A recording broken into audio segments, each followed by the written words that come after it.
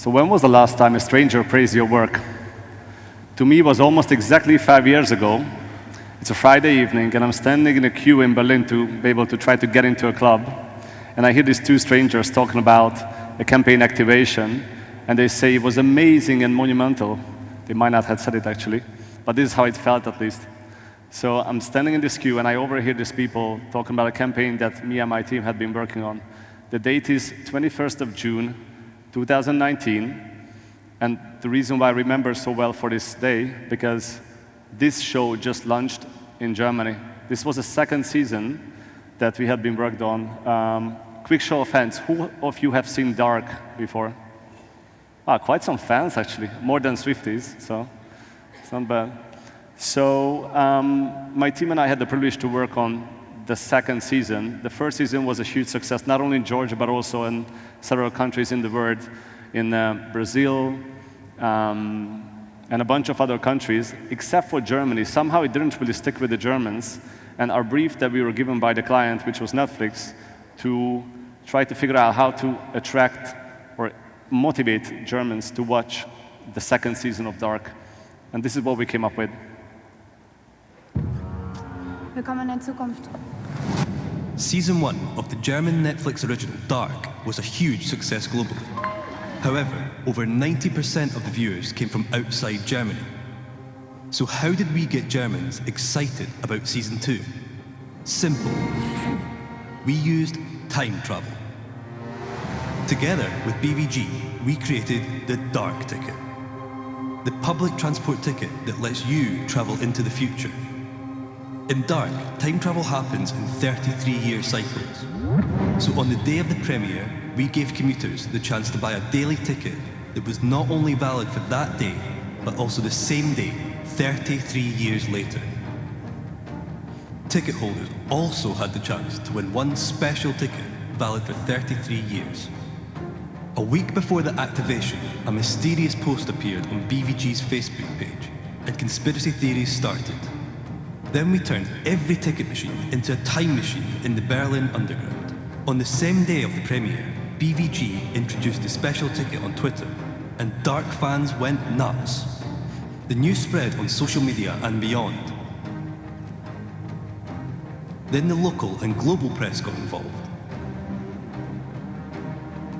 And it even appeared in a music video. Sehr coole Marketingaktion. Dark fans from around the globe started reaching out to Berliners to get them a ticket, which sparked a collector's craze, some now selling on eBay for huge amounts of money.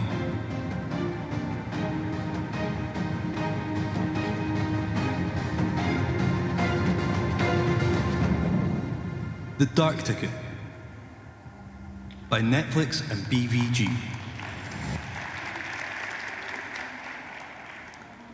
So this was a Dark Ticket, one that challenged the norms of how brands should communicate about their products. And it definitely paid off. So we had reached more than 500% growth in daily ticket sales. We sold 10,000 tickets on a single day. We had reached 106 million people, which is more than every native German speaker around the world. And we also meet our business goals because we became the #1 and most popular German show on Netflix. But why was this activation actually such a big hit? It was simply because we were able to understand what the fan base of the first season of the original show actually wanted, and we were able to put ourselves into the shoes of our consumers. So, if you think about Dark takes place in a dystopian universe, what we allowed people to be able to do is to enter this universe with the Dark Ticket. They could not only purchase this ticket, but sort of become a key character in the show by allowing them to be able to travel in the future, right? In 2052. So how could your brand actually achieve the same? Is by understanding what are the authentic stories you're telling and creating meaningful experiences that go beyond your brand and beyond your product. Because what's happening with your brand? You know, your brand exists in a bubble, right? You create a brand identity, a visual identity, a tone of voice, certain foundational brand values. But the problem is, people absolutely don't care about these. What they care about is what I believe is this insightful quote is suggesting from the 1950s, from the Mad Men era, and I don't think it could be any more relevant today. The quote goes by, people don't read ads, they read what interests them, which is sometimes an ad. And it, as I said, it couldn't be more relevant today because it's not about reading, it's about watching, it's about streaming, it's about listening, it's about sharing. And why would I share anything that is a purely branded message that has nothing to do with me and with my personal brand, right? So how could you tap into the territory where people actually care is by having an authentic presence in culture, collaborations, collectibles, and the community. And once you have an authentic presence within these realms, your brand from the brand word will expand and becomes a brand universe. That is not just a campaign-based communication, but your entire product from the ground up, from the organization to the final communication piece, will become this like omnipresent, always on communication piece that people are going to buy into. But what is exactly a brand universe? The brand universe is basically a collection of these planets that your target audience is originally interested in. The more authentically you can be present within these mini, let's say, planets, your universe can just go so much further than your classical brand communication. Because today's consumer no longer just expects a brand to be a functional benefit. They expect the brand to create meaningful moments that I can be part of, not just a passive consumer of, right? And on the following slides, I'm going to show you a few examples that are some of my favorites and a few brands that have already nailed the brand universe approach. But no brands exist in a vacuum. And not only I'm talking about a brand vacuum, because the problem is your competitors are not the competing brands within your realm. Your main competition is simply irrelevance. Do people care about your stuff or not? Reed Hastings, one of the co-founders of Netflix, had this famous saying that when I think of our competition, it's not Amazon Prime or HBO Max that may be our competition, but sleep.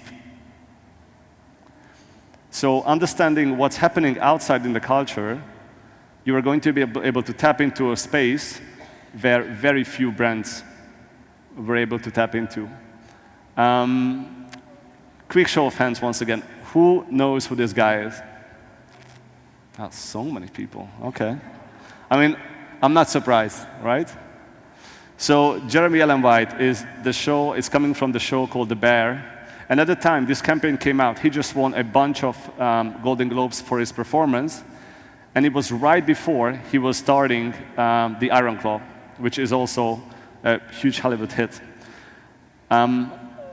The way Calvin Klein had tapped into and grabbed this guy, they could have chosen virtually anyone from the American markets. But the reason why they went for this guy is because he's basically the modern archetype of Mark Wahlberg, who was featured in the original version of this campaign in late 1980s, early 1990s. The share featuring of this person had generated millions of reaction videos on TikTok, which went way beyond the outdoor advertisement that this stuff was going. And I couldn't scroll on my feed or whatever social media channel I was on at the time not to see this dude. I mean, you know, I can totally understand. But what's more interesting and how you influence culture is Facebook Marketplace understood what's happening within the Calvin Klein culture, jumped on the bandwagon sort of, and researched the exact red corduroy couch that this guy was laying on this photo shoot, went to the very same rooftop in New York where this photo shoot was done, and posted this ad, which was a free ad, red corduroy couch from famous ripped chef shoot, which generated 30 million free media within a single day for virtually no media spent. Understanding what's happening in culture and having a quick reaction to it can give you $13.7 million worth of free media investment. one of the OGs of brand universe building is Oatly. I think we often tend to forget that Oatly is basically went from processed food brand to a lifestyle product that people are willing to engage with. And not only engage with, they actually challenged the sort of big milk market. And the milk in itself, it was an everyday necessity, basic everyday necessity, up until there was an alternative, for instance, for lactose intolerance. And Oatly didn't just enter this space and completely own it. They expanded the whole idea by saying it's designed for humans, not just for those that are able to consume milk, for anyone who would like to consume some sort of milk products. And they go way beyond just Oatly in itself. Now they have yogurts and any other products. And they introduced this in this pop-up store in the Milan Design Week. They call it the Fountain of Youth. And this is that kind of lifestyle approach that Oatly is doing extremely well. By basically creating a human desire, which is everyone is sort of trying to stay young. And building on the rejuvenation effect, they created an artistic experience that people could be part of, walk literally into the universe of Oatly. Very sad information, but the leading cause of men under 50 in the UK is mostly suicide. And it is something that is actually it's a daily topic in the UK. However, there are very few brands or companies that can approach this in a meaningful way. Norwich City FC had a very specific point of view of this problem, and they created a movie that resonated with millions of people. Let's spend 2 minutes of watching this.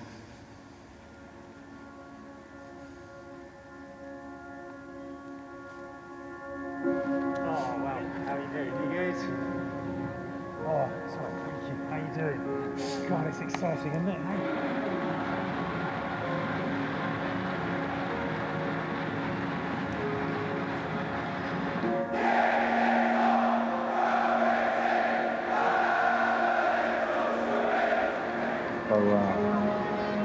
So, how's the week? You're okay? Yeah. Yeah.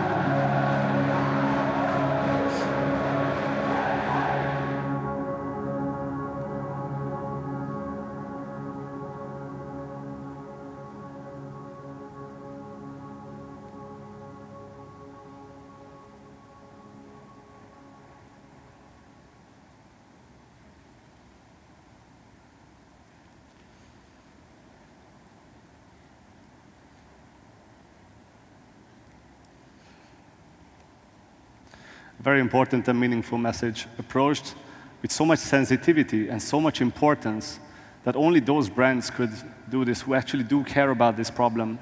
And in this case, it's exactly what we talked about in the Q&A before.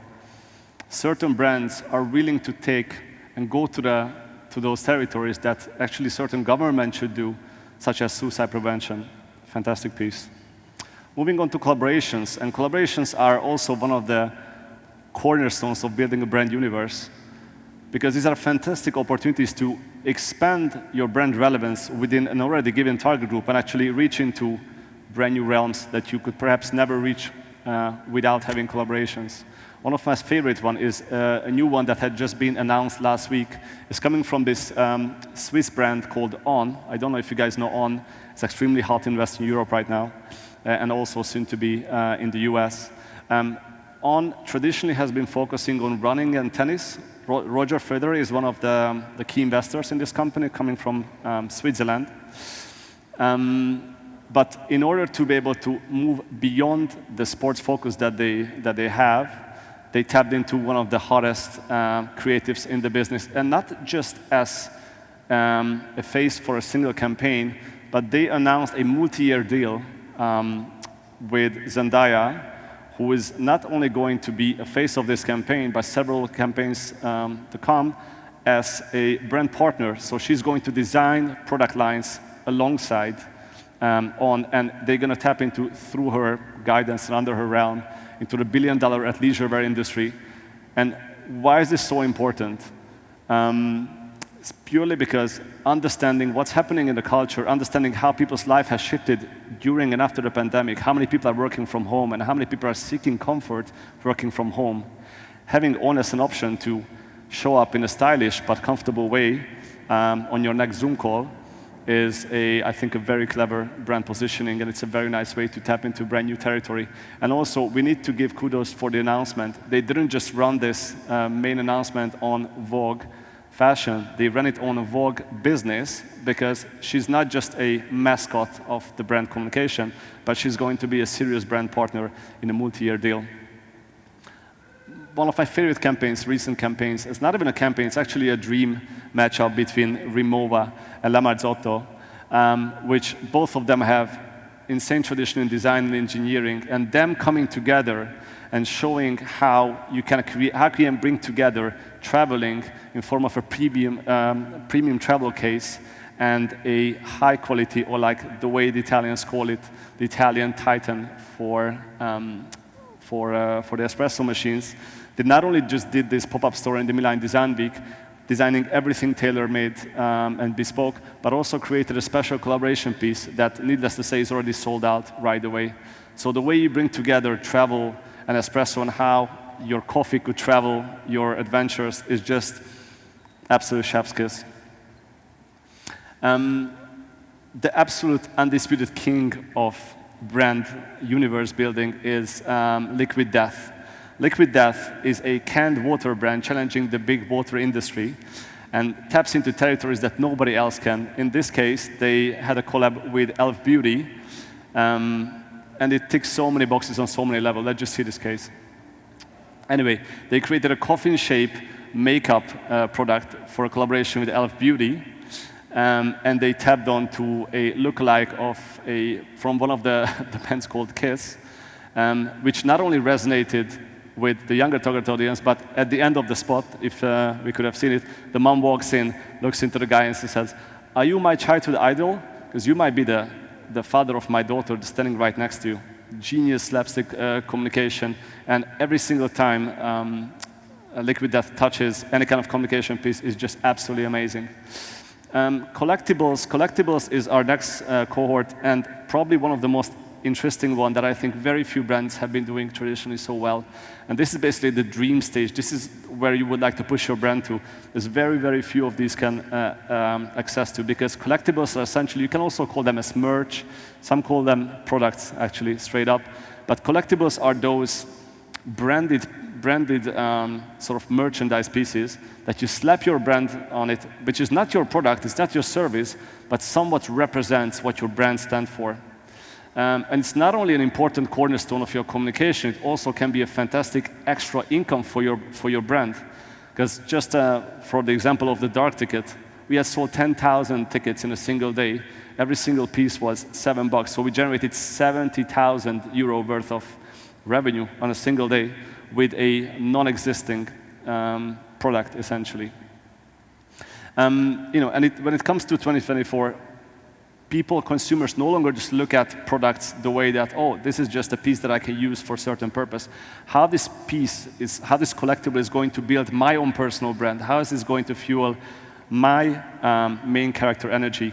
That's when collectibles come to the image. And here are some of my favorites from some great brands. Once again, the aforementioned Liquid Death. This is a death metal album called Greatest Hates, which they took the hate comments from all of their social media and turned it into a best-selling album that now sells more than 1,000 euros online. This is the third edition, and they come out with a new one every single year. Also fantastic case study for KFC's bucket head turns into a chicken bucket, which is one of their signature products. It's variable and edible, sort of. Also wonderful collectible machine, sort of for merch factory, A24.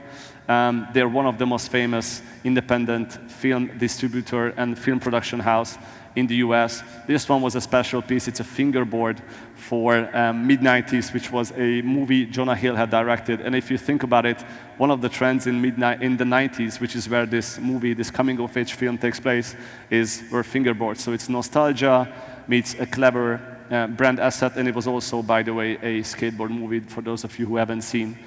But also social responsibility, and how could you actually translate your social responsibility beyond your communication is Let My People Go Surfing. This is a book written by Patagonia founder Ivan Kuhinar, and he basically open sources the knowledge that he required to build his business from a multi-billion-dollar company.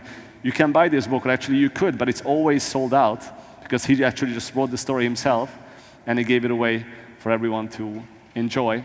And last but not least, I hope this video is going to start, is this case study for EOS, which is, once again, the pinnacle of collectibles.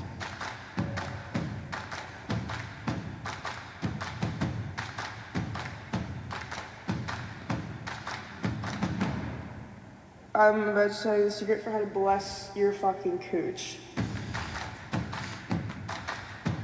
It is an absolute blessing, and you can dry shave with this. That's fucking saying something. You're fucking joking. They made cooch blessing cream, like literal cooch blessing cream, for a smooth ass hoo-ha. And the back is even better. The instructions, they directly quoted. That's my instructions.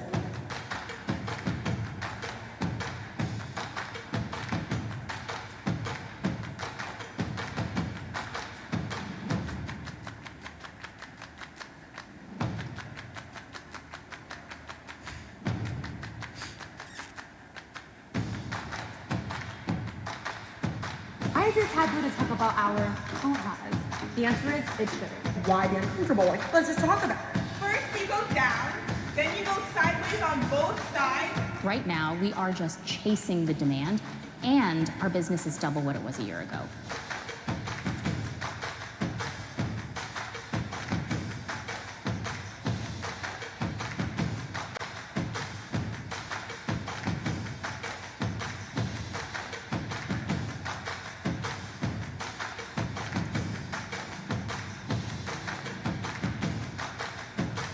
And now you have a smooth ass hoo-ha. You're welcome.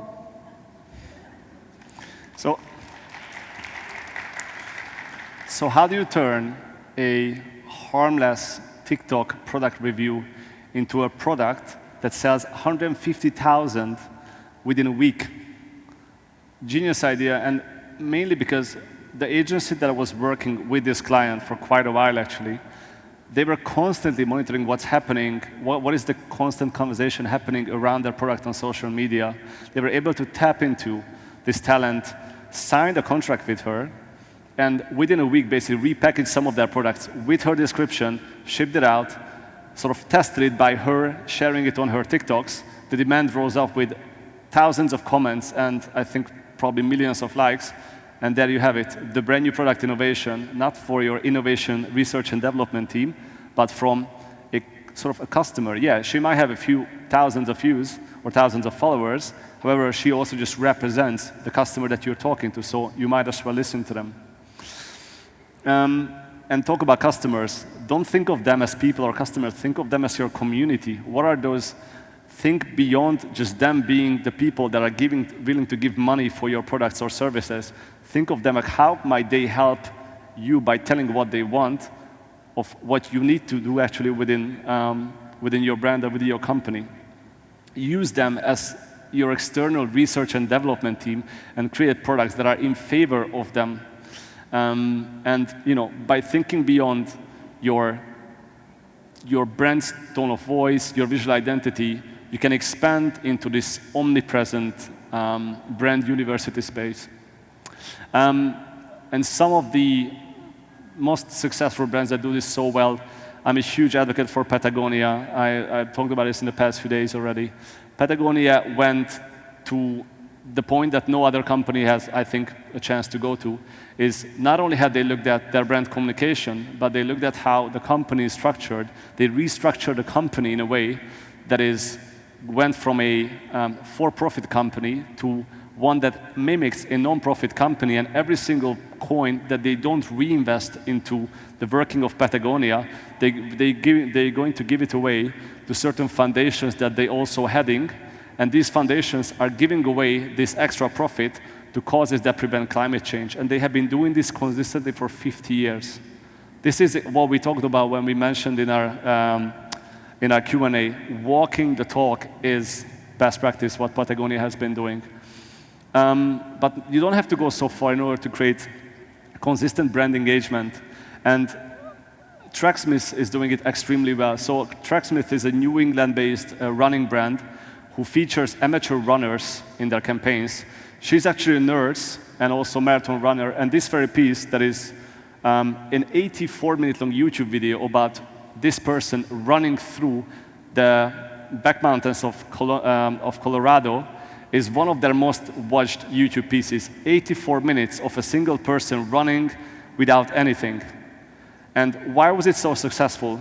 Every single runner who runs long-distance marathons or cross-country have this experience of loneliness, of the meditation of the road, of being sort of together part of the element. It's like almost like a real-life ASMR, and also going against everything that YouTube suggests not to do with your content. They did it, and it definitely paid off. If you look up this video, they have hundreds of comments, multiple paragraphs long, from runners, how much it actually tapped into their reality. If you don't follow Duolingo on TikTok, I don't know what you're doing. Please follow Duolingo right away. You're going to have so much fun. They have the killer social media team. They went full force on TikTok. And one of the things that they realized, Duolingo as a language app, being an application, they're going to use the comment section as that push notification. They're not going to wait for those people that had already downloaded the app. They're going to reach them through where they actually spend time on, which is the TikTok's comment section. This is one of my favorites one, which at first it just looks like, like a very slapstick comment reaction to the United Kingdom's, to be honest, unofficial TikTok account, which said, I deleted Duolingo, and they immediately clapped back, learning languages is good for you, colonizer, which is not only a political statement, but also a product ad, essentially. By learning languages is actually good for you, so come to Duolingo and download the app. Last but not least, French luxury brand Jacquemus single-handedly modernized coastal French lifestyle in the past 50 years. I don't know if you guys have seen it, like in the last weekend, they had just launched their latest collection in summer in Italy. Magnificent piece. The entire fashion show was live streamed on Instagram. Not any fancy TV channel, not any fancy high-paid ad. They just pushed everything on their Instagram. And what they've been doing extremely well is basically dissect their Instagram feed and recreate it in real life. You can walk into the store in Seoul, South Korea, which looks exactly like their signature handbag, and you can buy the handbag that you are standing in. It's quite amazing, isn't it? So once again, a little reminder of how brand universes function. You have your brand word that it obviously is created in this bubble. But in order to resonate with people, you need to tap into people's passion. And you need to once you have tapped into this in an authentic way, you create experiences that no other brand can actually create. You're going to have an omnipresent brand universe. So after all this, there is only one question remaining. Are you ready to build the universe? Thank you.